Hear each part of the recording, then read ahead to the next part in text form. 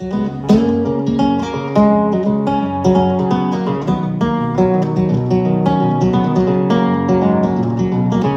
know I like my chicken fried and cold beer on a Friday night, a pair of jeans that fit just right, and the radio.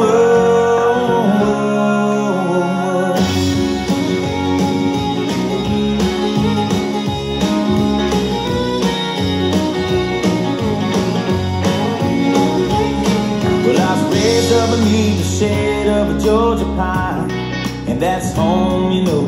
Sweet tea, pecan pie, and homemade wine, where the peaches roll. In my house, it's not much to talk about,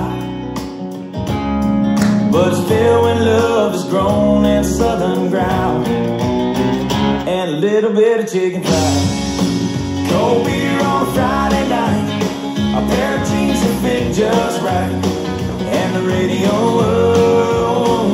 I like to see the sunrise, see the love in my woman's eyes, feel the touch of my precious child, and know a mother's love. It's funny how it's the little things in life that mean the most. Not where you live, what you drive, or the price tag on your clothes. There's no dollar sign on a piece of mind, just how I've come to know.